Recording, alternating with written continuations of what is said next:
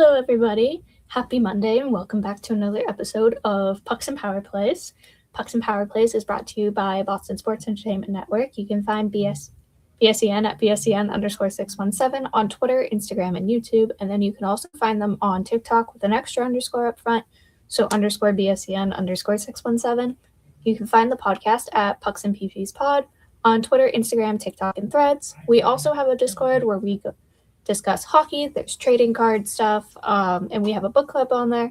So if you're interested, you can either check for the link in our Instagram bio, or you can send a message and I can send you the link so you can join. I'm Liz, and you can find me at Liz__Fraser. And welcome back, guys. We're in the playoffs. Woohoo! I know we talked about potential matchups, but now since we last talked, everything is officially official. We do know that we are playing Buffalo. And let's just say, it's only been one game, but it's already interesting. And I already have a lot of feelings about it. But before we fully get into it, I did kind of forget announcements, so I'm so sorry. Our QR code is still missing. So you can go to bsen617.square.site to check out our store. We have a lot of very nice merch over there. There's some cute stuff. There's little crop tees. We have stuff for all of our podcasts, which you can find on our Twitter bio. Each podcast is linked, so you can go to their page. We have one for every major sport in Boston. On top of that, we also have stuff for the teams as well, and not just the podcast. So if you don't want to rep podcast merch, but you still want to rep merch for a specific team, we have that. But I always recommend the podcast ones, especially maybe this one, but just a tiny bit biased. And then on top of that, this podcast specifically has a partnership with Just Strong, which is a women's athleisure company that focuses on uplifting and empowering women while making sure they feel comfortable themselves. So if you go to us.juststrong.com, you can use our code PUCKS103975 for 10% off your order. And that is it for announcements. So real quick, I figured before we jump into the Bruins officially, we can kind of look at all the matchups that are happening and all the different levels. I know I mentioned I was excited for some of them, and I genuinely am. Sorry, I need to find where all the fun stuff is because, I sometimes forget to open tabs. But if you would like to look with me, and if you're listening, I'm so sorry that you're not able to see this. But in the West, we have Colorado and the Kings, which I feel like is a very nice change. Typically, we see the Kings and the Oilers facing each other in the first round. So I was very pleasantly surprised to not see it this time around. Very happy that they have different opponents. I believe it's been either the past 3, maybe 4 years where they have played each other. So it's nice for some difference there. We have Dallas and Minnesota. I want to say that's happened recently. I'm not going to lie, I can't really remember, and I kind of forgot to look that up. But that feels like a fun matchup. We have Vegas and Utah because Utah made the playoffs, guys. And maybe the biggest surprise is the Oilers and the Ducks. And the Ducks made the playoffs. Which, again, crazy that the Ducks made the playoffs. But another team that's crazier, which, we already kind of knew with how their season was going, but for the sake of how long it's been, Buffalo's in the playoffs after 14 years. They are playing Boston. We have Tampa and Montreal, Carolina and Ottawa, and then the Battle of Pennsylvania with Pittsburgh and Philadelphia. That series, I'm excited, honestly. I feel like a lot more by the East than I am the West. And I don't know if that's just kind of a bias of being, an East Coast fan and getting to see those teams, but I genuinely love the Tampa-Montreal matchup, especially after how their last 2 regular season games went. Obviously, we didn't really see any of that in their first game, if I remember correctly. But they do play tomorrow, so we could potentially see it then. I'm pulling up their first game just to double check, because I don't think they really had any fights. They had one roughing moment, but that was really it. So we didn't see anything like we had been seeing in their previous games. They only had a combined 28 penalty minutes with 14 on each side, so nothing too big. But the other one I'm genuinely super excited for is the Battle of Pennsylvania. because, oh my god, it's the Battle of Pennsylvania. I love it when stuff like that happens. I genuinely don't remember the last time these two teams had played each other in the playoffs. And for the fact that Philadelphia also jumped in at the last moment to make it, every time I had been doing the Sunday standings and all of that stuff, it's always been like between Boston, Ottawa, and like Columbus or Detroit was kind of just floating around right there, or the Islanders were in. So the fact that the Flyers popped in at the last second is like insane to me. I feel like if I remember correctly, looking at each week, they didn't actually pop into the playoff picture until, I want to say, the one I posted on the 5th. Or no, the one I posted on the 12th, sorry. So very last minute, they popped into the playoffs, kicked out two teams, one who had been in it for a long time with the Islanders, who had had that spot pretty much, and then Columbus, who was kind of jumping in and out and was maybe a wild card and then was maybe third, and now became the Flyers. But I'm not mad. I feel like the Carolina-Ottawa series has also been somewhat interesting. And unfortunately, I've not seen any of the West Coast games yet.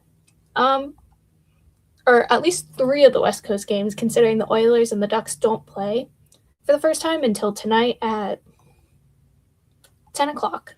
So I unfortunately will not be watching that live because I've work tomorrow, but I'll look at it. I'll see how it went. I'm like between 20 tabs of looking at game scores as well, but most games, honestly, have been relatively pretty close besides the Minnesota Stars game, with Minnesota winning 6-1 in their first game. Otherwise, everything's been either a difference of 1 or 2 goals. Carolina won 2-0 in their first game. The Flyers won 3-2. And then on Sunday, we had Colorado winning 2-1, Montreal winning 4-3 in overtime, Vegas winning 4-2. And then we had the Bruins game, with Buffalo winning 4-3 in a not-so-great game. That game was very interesting, I'm not going to lie. I'm honestly surprised the collapse didn't happen sooner. So, to start the game yesterday, we had a goal in the first period from Morgan Geekie. Fantastic. Love to see it. But he's still going. He's got it. It's great. I feel like I also have to say Zacha and Middlestat played pretty good games, which is also fantastic to see. Love the dad strength for the two of them. And congratulations to both of them. I'm also realizing, since we last talked, we did not talk about our final regular season game. And this is me just remembering that. So I'm so sorry. I'm going to actually go back to the regular season for a quick moment just to do a quick tiny recap on that game. So regular season, super quickly. Back on the 14th, we played our final regular season game at home against the Devils. We ended up winning 4-0, getting a shutout. Fantastic game. It also helped us clinch the first wild card seed, which even better. Love to see it. We had a goal from Geekie, 2 from Kastelic, and 1 from Arvidsson with about 8 seconds remaining. All of these goals happened in the first period, which I'm not going to lie, as someone who was at the game, felt insane that it was only in the first period. And then, the second happened in the third, and it kind of felt a bit boring, but then the Devils kind of picked it up in the third period, and Sway stood on his head. It was great. It was also Hagen's first game at the Garden, so his second game with the team. But I think the thing that also made it feel weird is there was literally no penalties until the third period, where Zadorov got called for a trip. Don't know what that was about, but it is what it is. We also had Minton winning the 7th player award before that game had started. And then I don't think anything super big point-wise happened. Geekie did not hit his 70 points like I really wanted him to. He got his 39th goal of the season. He was 1 off from hitting 40. So he ended the season at 68 points. Pasta was also at, I believe, 29 goals for the season. So he was 1 off from hitting I can't speak. 1 off from hitting 30, but with his assist, he did end up hitting 100 points on the season, which is great.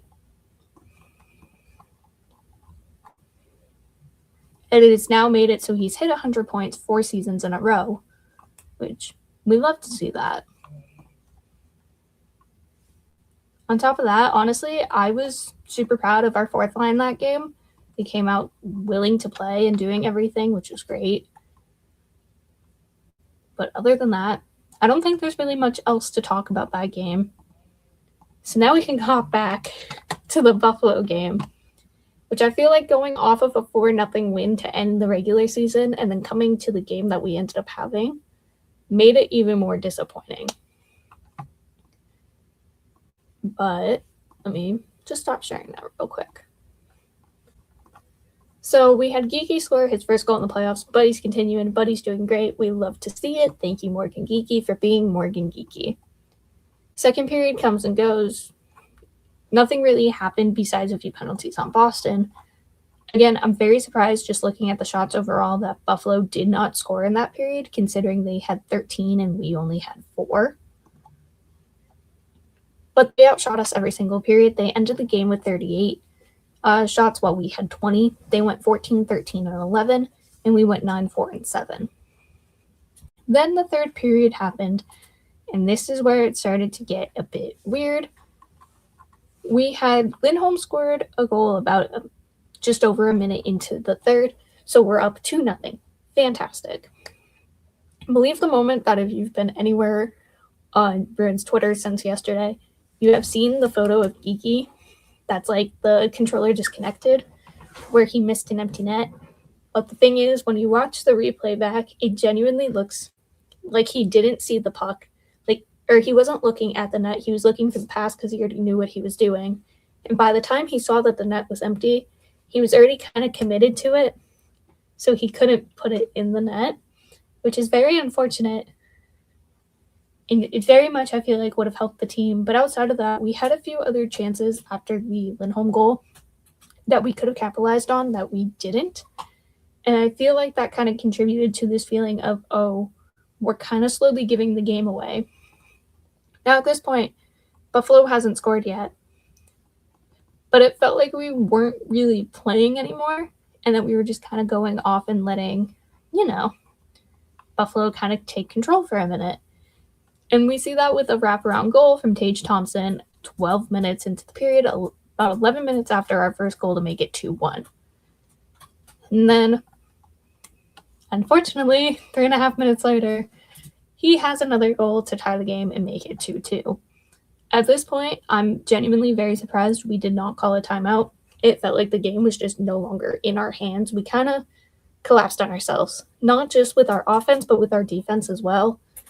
And you can't stop everything when you're a goalie. Yes, you can some games, but it's unrealistic to stop everything every single game, especially when the team in front of you stops playing. It's one thing if you're not stopping stuff and your team in front of you is just going. But if your team kind of collapses and you're just spending all the time in your own zone, you can't really do much. And that's really what we saw, I want to say, starting around 5 or so minutes into the third. The Bruins could not keep a puck on their stick at all. Possession was not a word the Boston Bruins knew. Buffalo knew it. They spent the entire time in their offensive zone. I think maybe we spent... I think there's actually a stat for it, and I will look it up in a second. But I want to say we spent about maybe 5 minutes that period. Probably not really 5 minutes, but it felt like we spent 5 minutes that period in the offensive zone. This one has no fun information. Love that for myself. But anyways, we had that. And then about a minute later, or slightly under a minute later, Buffalo scored again to make it 3-2. Because, of course, the Boston Bruins are going back to some of their habits from the regular season of, we have a lead. We know we have the lead. Now let's stop playing. And this has been an issue we've seen before. So it's kind of like, what are we doing, guys? Why are we having these issues again? I kind of thought we slowly started fixing them at the end of the season. Not necessarily fully fixed, but I didn't expect to fully see it. But at the same time, I kind of had a feeling with the way we were playing that it wasn't going to get better. Then we obviously pulled sway down a goal. And with about a minute 20 or a minute 10 left in the game, they unfortunately scored another empty net. We just had a lot of issues with possession and keeping it in and just doing all the things you're supposed to do. And then we end up with like a power play with just under 20 seconds remaining in the game. And Pasta scores with 8 seconds left to make it 4-3. And then obviously you have 8 seconds. You kind of need to win a face-off and just go for it. Didn't happen, guys. I'm not going to lie. It was very late and I was very tired. So after Buffalo scored their empty net, I went upstairs. So I didn't even see Pasta's goal. But not very happy with the way they played. I will say the one nice part is we got some physicality within this game, especially in the third, with not necessarily a fight, but this little scrum that happened that ended up being 5-on-5 with Kastelik and Corrali going in the box for us. Now, when I found it interesting, because they did have 3 guys in that scrum, but only got penalized for 2 of them, but whatever. Can't really complain about it. It already happened, and it is what it is. We did win 32 of 63 faceoffs, while they won 31, so it was very even in that regard. But the way we played versus the way they played just wasn't super great. We didn't have control or even really know how to – looks like we didn't know how to play hockey at all in the third. And then when you look at all the stats, it's honestly surprising. Both teams had 13 giveaways and 5 takeaways. But I feel like all of our giveaways probably happened around the third because I swear it felt like we had 25. Also, the hits were kind of crazy looking at that now. 38 for us, 53 for them. It very much is playoff hockey. But the Bruins kind of need to figure out what is going on with them. Back in the lineup, we do have our normal second line, so I will compare our lines from this game to our lines from our last regular season game because we didn't really bench anyone, which, like, fair. But we had, for our final regular season game, Kiki, Lindholm, Pasta, which obviously stayed the same. And then the one difference being our second line of Yzerman, Zacha, Arvidsson. Yzerman is one of our scratches for the playoffs. But that was because Middlestad's wife was in labor, so he wasn't there. And then Zacha also left that game to go be with his wife because she went into labor. So again, congratulations to both of those families. But we have our normal second line back of Middlestad, Zacha, Arvidsson, which is fantastic. I love that line. We kept our third line of Hagens, Mitten, Husnadinov. I love the kid line. I think it's great. Honestly, I feel like Hagens did pretty well for his first playoff game. He only played 11 minutes and 2 seconds, so not horrible. Obviously not the best, but it is what it is. I also believe it doesn't help when you are shorthanded a decent amount of the time in the game or on the power play, and he's not on either of those units right now. I am surprised looking at the time that Jeannot only played 8 minutes and 21 seconds. And it had 13 shifts, which while Hagens had 16 is somewhat expected. The rest of Jeannot's line had 17, so I don't know if something happened to him. I'm not going to lie, I didn't pay attention. I might actually look that up real quick just to see. So I am kind of curious. But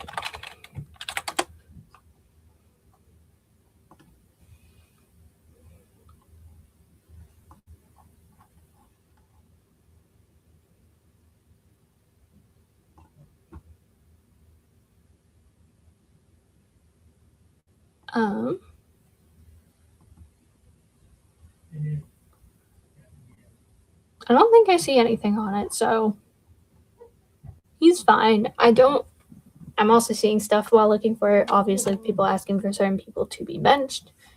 And I don't necessarily think forward-wise they should be. That's just my opinion. I think pretty much most of our forwards were fine, so I'm not too annoyed by it.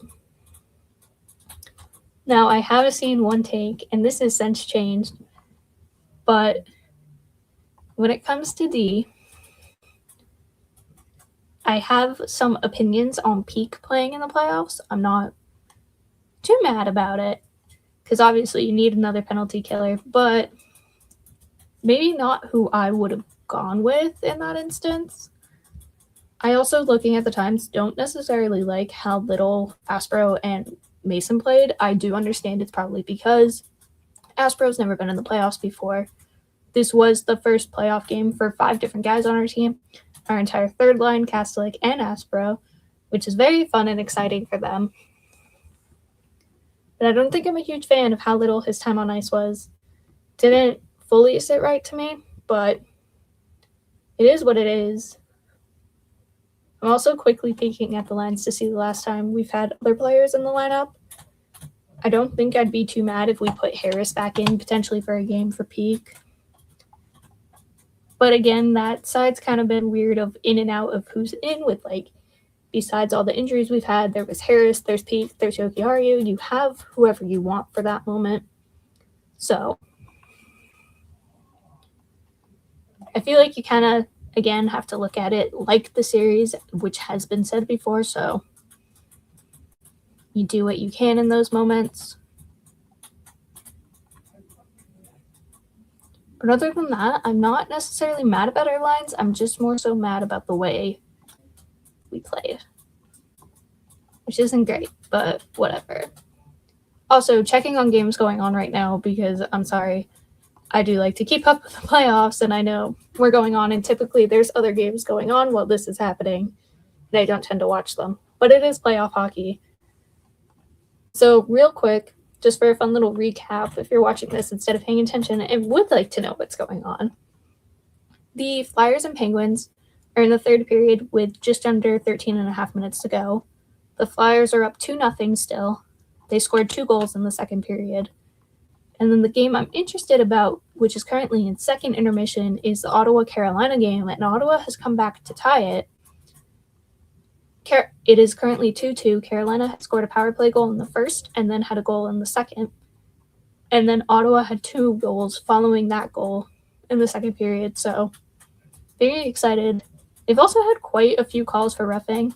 2 of them, granted, were separate penalties that weren't at the same time, but they do have a matching one that happened in the second period between Gilbert and Blake. So I'm very interested to see how that goes. But other than that, that game seems interesting, and that's one I like to keep up with. It also is because I am secretly, guys, a Carolina fan. I'm so sorry to disappoint any of you. But outside of the Bruins, Carolina is one of my other teams that I enjoy, so I'm sorry. But outside of that, I feel like because I had posted about it, if you didn't join, I'm so sorry. They did close at 7 today. But also with the bracket challenge, I feel like it would be fun to look at that as well. Give me one quick second if it wants to share my screen. But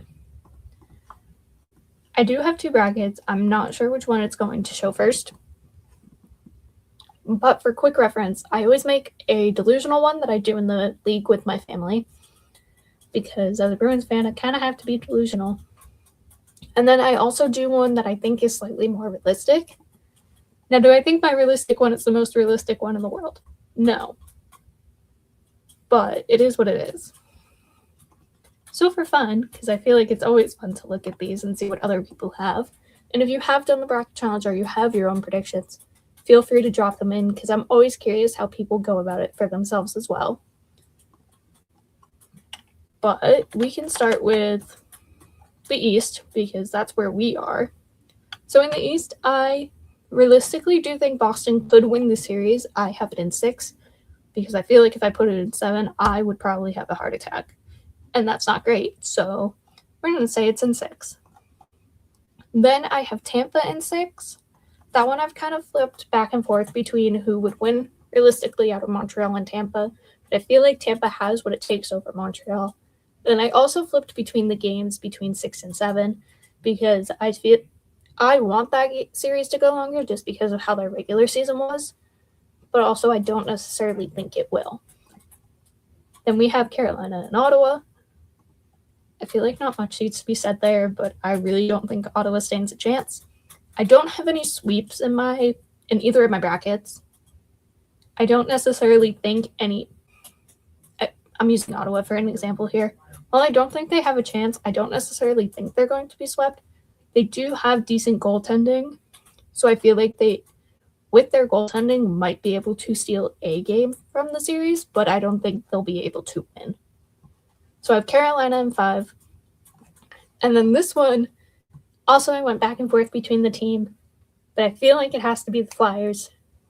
But I feel like that's going to be a 7-game series, and I'm very excited for it.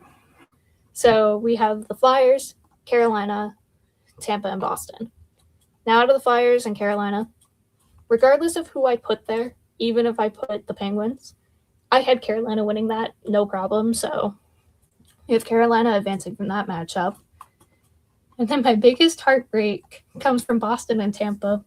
And if you have seen the way we've played against Tampa in the regular season, you would know that in 3 of the 4 games, and these 3 had all happened from February onward, we have gone into the 3rd period with the lead and then proceeded to blow it. So I have no faith there. I'm not going to lie. So I have Tampa winning. And then out of those 2, it's Carolina. I'm not going to lie. I know they kind of have this curse with the conference finals, but they have to break it eventually. Now, the West is where I also do genuinely have a bit of wishful thinking in it. But I feel like Colorado is going to beat the Kings. Again, I feel like the Kings might be able to steal a game, but I don't think they'll necessarily win the series. I have Minnesota over Dallas. That one I didn't really go back and forth on. I feel like Minnesota's kind of kicked it up in gear. So even though they are the 3rd seed, I feel like they have picked it up and have the ability to win that series. And this is where it starts to get a bit weird. I'm not going to lie. While the Ducks have kind of fallen off with where they were, I still feel like they have a chance to beat the Oilers in 6. Granted, this was before it was confirmed that Draisaitl was in for tonight, but when I was first thinking about this, I'm like, they are down one of their top players. So realistically, no offense to the Oilers, but they kind of really only have 3 things going for them, and if one of them's out, you're probably not going to do as great. Now, do I regret my choice? No, because I kind of really want the Ducks to win. And then the one that's kind of a bit weird is the Vegas-Utah one, because if you look at all of this, most of the stuff, if you look at the analysis, is pretty much 50-50 split, which is crazy to look at. Like, the fact that their goals per and goals against are the same is just, it's insane to me. There's too much of that with most of these series. But I feel like Utah was really on it to end the season. Now, like, I could totally be wrong if I look at the standings real quick. I know they lost a game, and Vegas was on a 3-game winning streak. But I feel like Utah kind of turned it around to really make sure they were in the playoffs. And while maybe not all of them are super experienced in it, I do think they have the chance to beat Vegas if they really put in the effort. So we went with Utah. Also because I kind of want them to win. But out of Colorado and Minnesota, regardless of who I picked, kind of like the Philadelphia and Pittsburgh series, I knew Colorado was going to beat either Dallas or Minnesota, so they end up advancing. And then out of Utah and Anaheim, I feel like Utah has a better chance, so I picked them. And then we have Colorado beating Utah because, sorry to every team that could have made it out of those 4, Colorado was going to the Cup for me regardless. And then I went back and forth, and this was also a thing I noticed in my family of my parents also picking the same 2 final teams, but both of them picked Colorado to win the Cup, which I found very interesting. I feel like if Carolina can break their conference final curse, they could win the Cup, so I went with them. I then also went with 32 goals within this series. I feel like between these 2, it's going to be a 6 or 7 game series. I don't necessarily know which one. I'm more so leaning towards, but I also feel like they're going to be mostly low-scoring games. But not like too low, like probably 2-1, 3-2, that type of situation. So that is my fun little realistic one. And then I have the fun little delusional one to share with you guys. Again, I'm so sorry if you are listening and not watching. If you're listening to this later on like Spotify or something, so you're not seeing any of this, I hope I'm describing it well enough for you guys that can't see it. But we are now on to the delusional one. I don't know if you can see the name at the top, but it says delusional with a smiley face because I'm delusional. Also, so sorry. I need to move real quick. My foot fell asleep. But we have Boston still winning 4-2 for that series. I swapped because it's delusional and this is based off what I want. I figured Montreal would.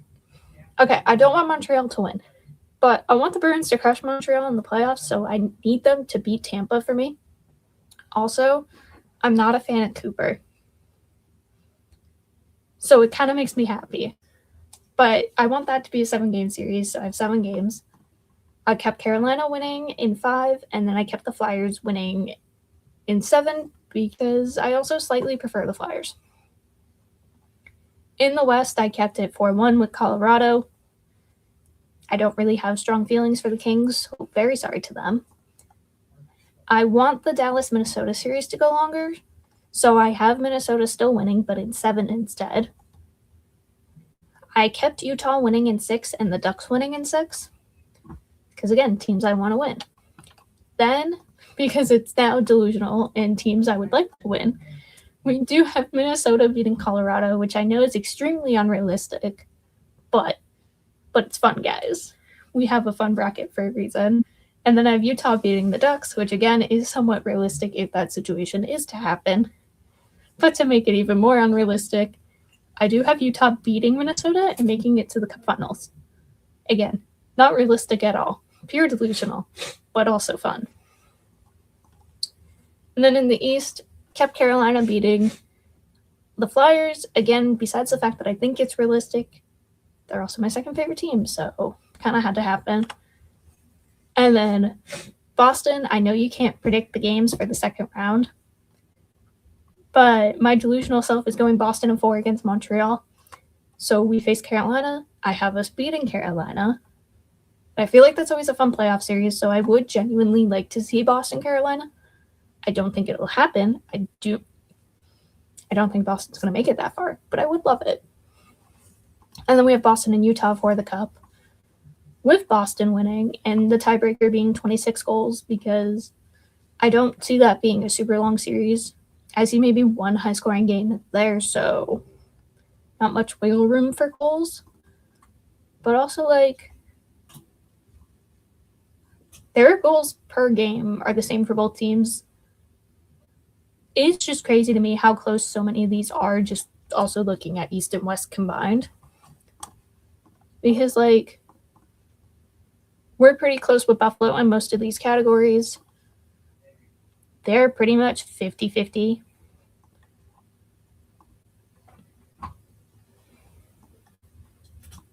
Sorry, I think this is, like, the most dramatic one we've seen. And it's really just because of the goals per game. And then, obviously, special teams with the power play and penalty kill. But, like, if you just really look at goals per and goals against, like, most of them are pretty much the same. Which is just, like, I don't think we've really seen a playoffs that are this close in terms of a lot of that stuff in a long time. So it's very fun to see. But those are my fun little brackets, including delusion, because we live in delusion, guys, and that's okay. But back to regular playoffs, we have, before we get to where Boston is right now, if everyone finishes in 4 games, which would be very unfortunate for the Bruins, the first round would be over by I'm just double checking. It would end on the 27th, so a week from today, with that game being the Vegas Utah game. Those times are all to be determined, which love that so much. But if everyone is to go to a Game 7, it will end on May 5th, which is a Sunday, with the final games that day being Boston and Buffalo, Montreal and Tampa, the Kings and the Avs, and then the Mammoth and the Golden Knights. So something to keep an eye on. Essentially, first round isn't over until a week from today at the earliest, and then just under 2 weeks at the latest. But speaking of playoffs and getting to look at all the fun stuff, we do have the Bruins schedule is dropped. So we don't have times for games 5, 6, or 7 because, again, they are to be determined. But as of right now, we are playing at 7:30 tomorrow, 7 o'clock on Thursday. We then have 2 days off, which is interesting. I'm not necessarily mad about it. But we then have a 2 o'clock start on the 26th, which I'm not too happy about, guys. Let me tell you, because I work until 3:15, so gonna have to record that, which is very unfortunate. Then if Game 5 is needed, we will be playing on the 28th. Time is unknown. Then we will have 2 days off, and we will be playing on the 1st if we need to go to a Game 6. And like I had said, if we need to go to Game 7, we will be playing on Sunday.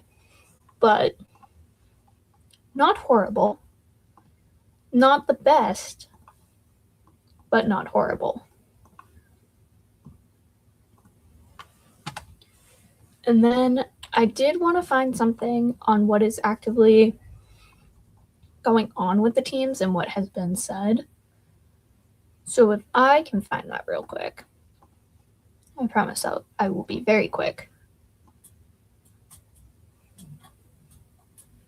We have quotes from Sturm about the game. He did like that we were detailed. He liked the structure that we had.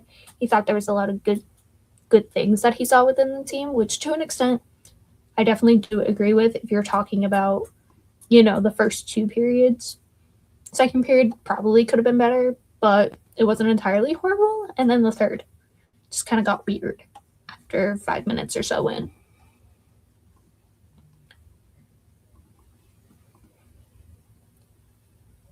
And then, let's see.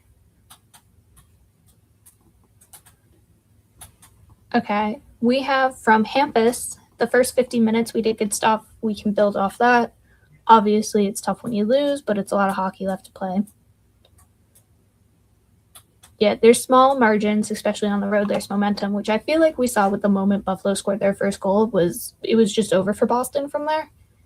And it's just, you slip up to the point where something like that happens, it's kind of hard to regain it without, obviously getting a goal.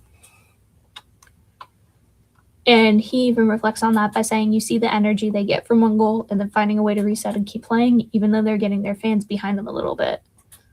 Try to use that as a fuel instead of maybe giving it to them. Try to play smart in those moments. And he did say it's a tough lesson learned, but like I said, it's a lot of hockey left. So, very important. We also had McAvoy. I didn't realize that he logged a team high with 24 minutes and 18 seconds of ice time, which is just crazy. But he also talked about being better on the forecheck and a bunch of fun other stuff.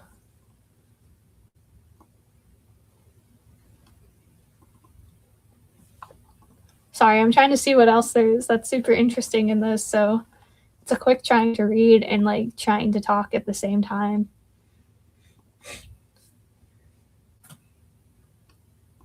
I do like how they also had Corelli talk, especially with him being one of our huge penalty killers. And besides, obviously the fourth line didn't have much of a role in this last game.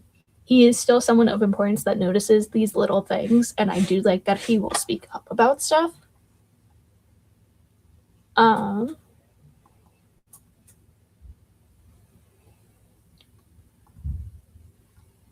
He did mention about how they would come in with some speed and the double drop a couple times on the entries. that pose challenges and talking about how they need to look at that and that type of play. Also, how he knows their power play is going to get better, so we have to do the same and reflect that with how we're playing. We can't assume they're just going to stay at a base level, and I do like that because it shows that there's awareness and wanting to be prepared within it.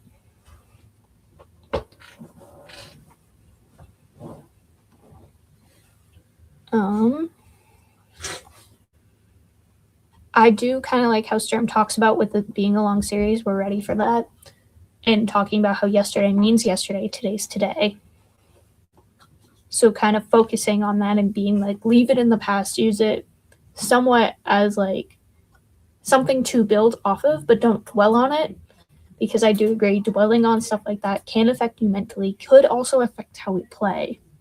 So I like seeing that type of mentality. And Lindholm also then repeats this with talking about this time of year, you have to have a really short memory, take the good and then move on. So I appreciate that stuff. And I feel like there was something I also saw on what he said about lines.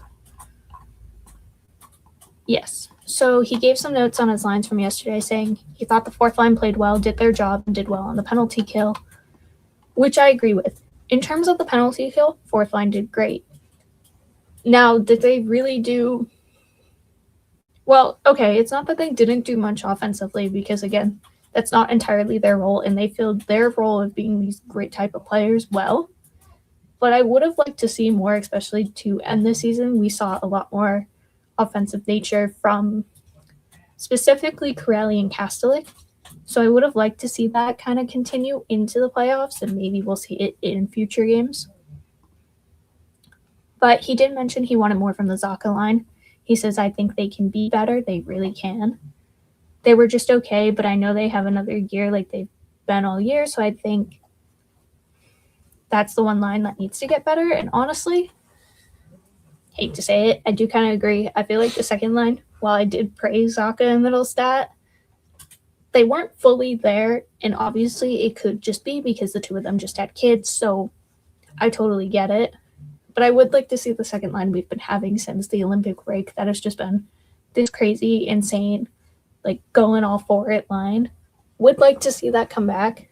Again, I'm not necessarily too worried about one game, especially considering their kids were born on Tuesday and Wednesday, so their kids aren't even a week old yet.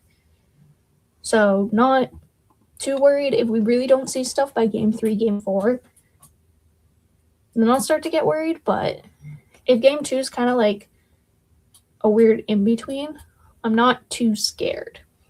Now, like, if they fully fall off in the second game, then I'll be more concerned. But if they kind of stay where they are, kind of at this middle ground, and either stay there or go slightly above it, but they're not where they need to be all the way up here, I'm not going to be mad because they're moving in the right direction. 2 of them did just become new dads, so it can be tiring as well, especially with all the travel. So I know a lot of people don't necessarily take all of that into mind, but personal lives do affect how you play, unfortunately, so that is something to keep in mind. And then Sturm also said the Higgins, Mitten, who's Nadine line, was the Bruins' best line defensively. And honestly, I don't know if I agree or disagree with that. I feel like they played well. I don't know. I'm kind of between a toss-up of them and the first line. But then again, the first line did spend a lot more time in the offensive zone, so they didn't have a bunch of time to play defensively like the third line did. But I feel like they did well. I'm not mad about it. I'm very excited to see what the team has to bring tomorrow. I do also want to shout out Chara real quick. He just ran in the Boston Marathon today, which if anyone, I don't know if anyone listening did end up running in it, but if you did, congratulations. So proud of you guys. It's just insane overall. Congratulations on doing it. Congratulations for even just running.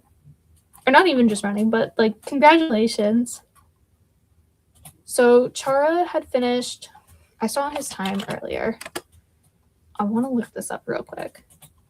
So he finished it in 3 hours and 18 minutes, which beat his time from 2024 of 3 hours and 30 minutes and 52 seconds, which is insane.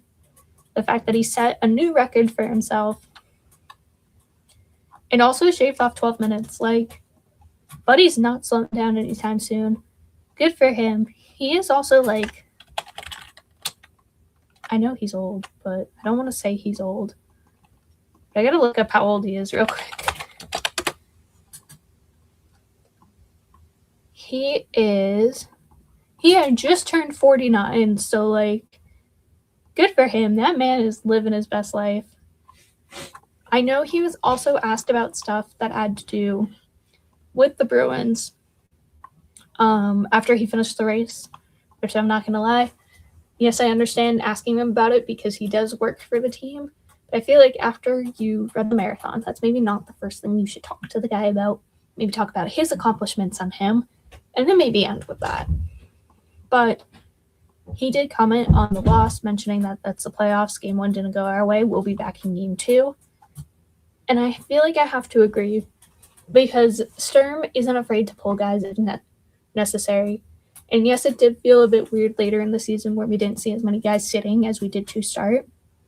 But I feel like messaging-wise, he is saying there are certain lines he needs to see more of. And if we're not seeing that, we could see things changing. So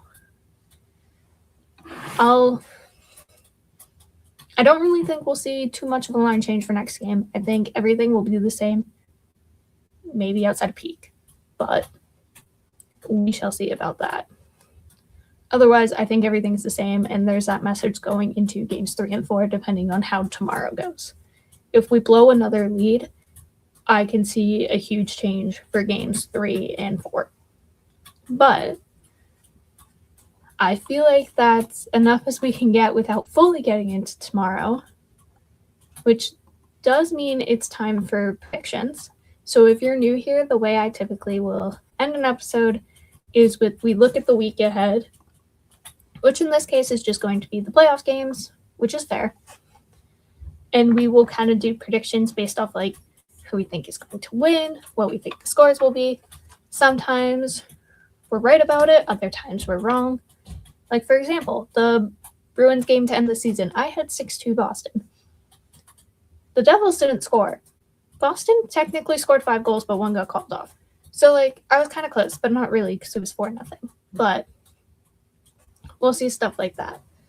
But because I don't like to do it alone, and I'm going to try and see if I can find, depending on how the series goes, I'll see if I can find another, like, a Buffalo podcast and see if someone will hop on for next week. But until we have a guest or another co-host, I like to use my husband for predictions because it's fun. So let me grab him real quick. Ready as I'll ever be. Okay, I have him. His attention has been drawn. So we have 3 games. Also, for next week, I know I'll probably say it, the end of the series hasn't ended. But if we only have like game 5 and or 6 confirmed at that point, I will still make predictions for the entire week. And then obviously if we advance before then and the second round games start before then, I will repost the predictions with what we think for that new game. But otherwise, it's time. You ready? So we play tomorrow at 7:30. Okay. And I mean, you already know the team, and you know what happened yesterday, so. I know. I did know what happened yesterday. Thoughts and feelings. Thoughts and feelings? I feel like I'm going to be disappointed. Okay. But, home game, right? No. Oh, so were it's there 2 days, 2, and then alternates? Yeah, so it's 2 there, 2 home, because you get a minimum of 4, so everyone gets 2. But because they have home ice, they get games 5 and 7. We would get game 6. So we have 3, 4, 6 if we go there. So, my guess for the next game, or do you just want me to bang all 3 out, or go one at a time? One at a time. Next game tomorrow night. Like with this season being such high scoring season in general. Like a lot of games we're going really high in points. Mhm. I think especially with I think it's gonna be a more aggressive game because Last game was already kind of aggressive. yeah, but the refs also really didn't do enough to kind of clamp down on some of it, in my opinion. I was just saying hit wise. Yeah. They had 53, we had 38. But I think a combination of all of that Mhm. could make it a high scoring game. Okay. Could also make it low scoring. You know what? It could make it low scoring, but I'm gonna choose believe it means high scoring. Okay. I say high scoring, and I'm gonna You're gonna be like 3-2. technically less than yesterday, but I wouldn't be surprised if it is like a 4-2. Maybe no. Actually, I think I'm gonna go 4-2. Senators. Okay. Not Senators. That's not who we're playing. No, it's not. It's the Buffalo. Sabres. You know why? The Senators You know why I mix it up, tied the right? game, by the way. It's 2-2 right now in that game. You know why I mix it up, though, right? No. Oh, Oh, well, because funny. in my brain, Okay. it's So- the team that Allmark. I mix it up. But I feel yes. like tomorrow's going to be very low scoring. There's the pressure on the teams. I feel like it's going to be 2-1 Boston, but not overtime. that is. I fair. feel like we're going to get one of the goals like very late in the third period. I don't necessarily know if it's going to be after Buffalo had already scored or if it's before they score their first goal, but that's my vibe. Then we have Thursday. We play at 7. We're back home. Woo! Woo. What you thinking? I think being home is going to help us out a bit because we mentioned how being home for them with just one goal 2-1 when they're Boston. down. For Boston. Okay. I like it. I think we're gonna win, but I think it's not gonna be like anything too like hot. You know? Okay. Sorry, I'm going over just a. You're good. I'm going because it's home, and we talked about how home ice has kind of helped Buffalo. We'll kind of get in the zone, and we're going to win 3-0. That's my thought. Yeah, it's a little. I don't disagree with that, but I also I find. I mean, we both have 3 goals. Yeah, I mean, it's happened already in at least one series. So, like, it's just the last game. I don't know. okay, so we play at 2:00 You know what? on Sunday. Sunday. So we have 2 days off, and then we're playing at 2. You know what I'm gonna say for Sunday?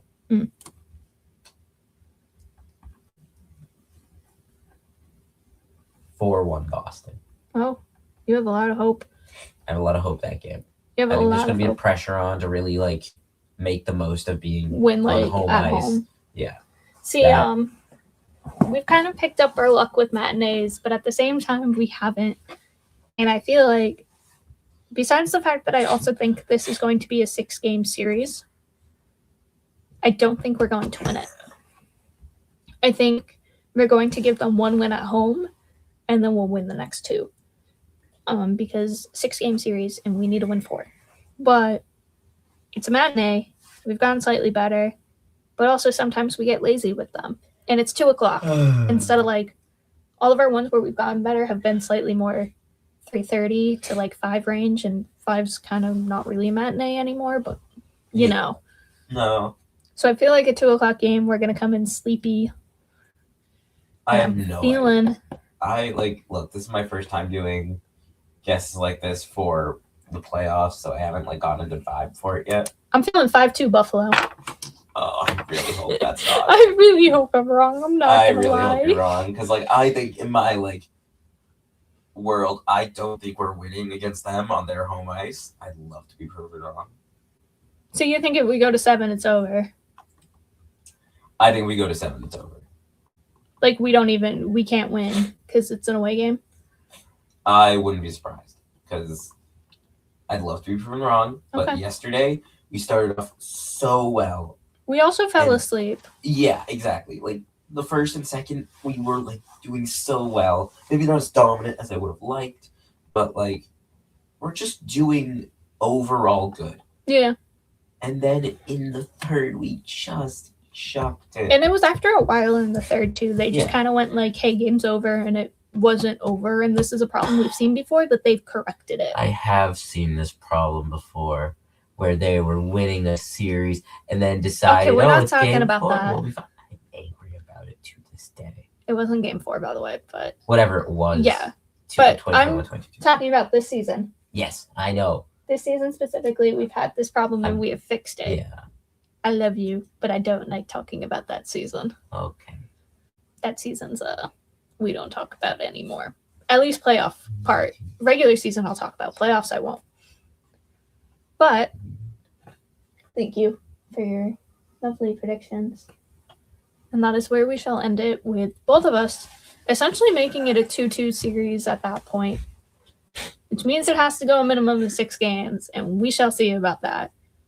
Hopefully it at least goes 5, because then Boston can win 4 in a row, but would also kind of like to be right, and I also don't see that happening. But who knows? It's the playoffs. Anything can happen. But thank you all for joining us. You can find the podcast at Pucks and PPs Pod on Twitter, Instagram, TikTok, and Threads. You can also find us on Apple, Spotify, or wherever else you like to listen to your podcast. You can find Boston Sports Entertainment Network at BSEN_617 on Twitter, Instagram, and YouTube. And then on TikTok with an extra underscore up front, so _BSEN_617. I'm Liz. You can find me at Liz__Frazier. And then I did find this real quick. I kind of found the QR code for our store, so I'm just going to shamelessly plug that for 2 seconds. But if you want some cute merch, scan the QR code or go to bsen617.site.